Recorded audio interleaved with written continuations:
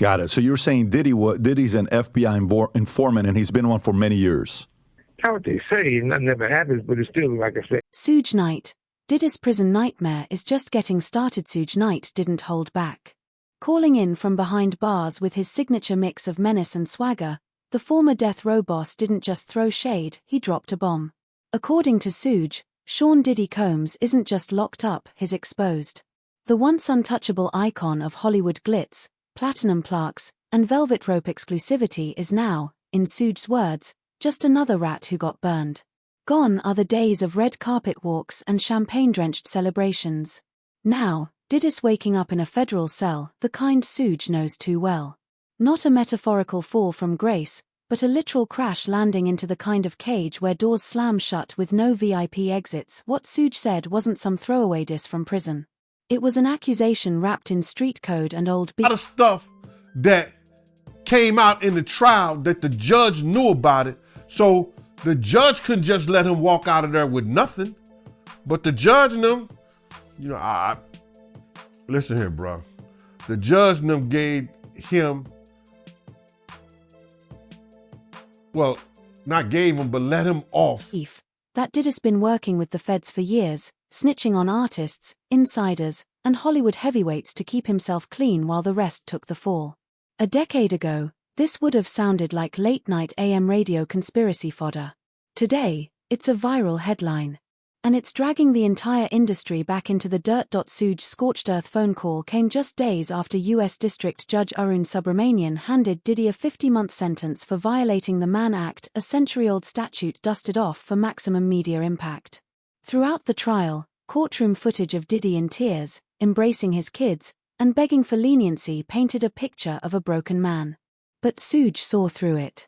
He didn't see a man transformed, he saw a performance. And here's the kicker. Prosecutors had pushed for over a decade behind bars. Instead, Diddy walked out with a little over 4 years, likely serving less than 3. According to Suge, that's not mercy, it's a message. A reminder that Diddy's ties run deeper than fame.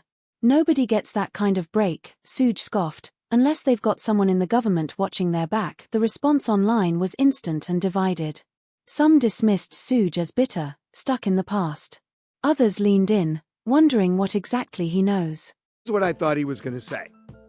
Your Honor, and he does his whole apology and remorse and all of that, and he does it all. And then at the end he says this.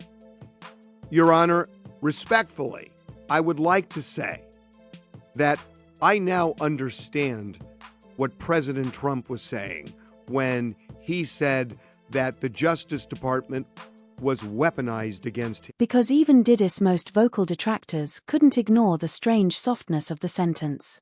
Why did we get courtroom montages of family moments and charity work, when others facing similar charges get cold silence and double digits? Even more suspicious, not a single former industry ally showed up in court.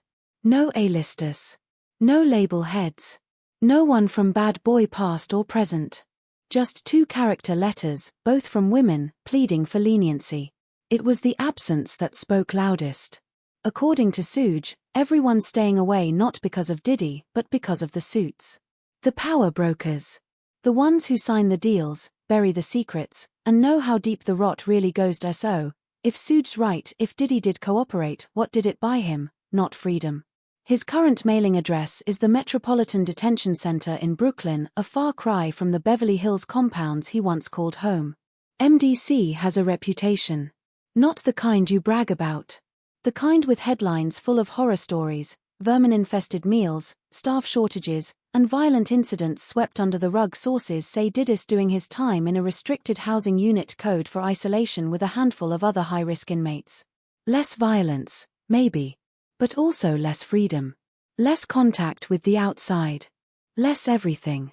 He sleeps on a metal frame, no pillow, under a paper-thin mattress. He stares at moldy walls. He eats powdered potatoes and mystery meat. No more Moet.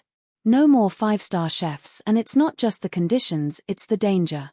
This year alone, 2 inmates at MDC have died violently. Uriel White, 37, was fatally stabbed in June. Edwin Corderero, 36, lost his life in July after a brutal fight.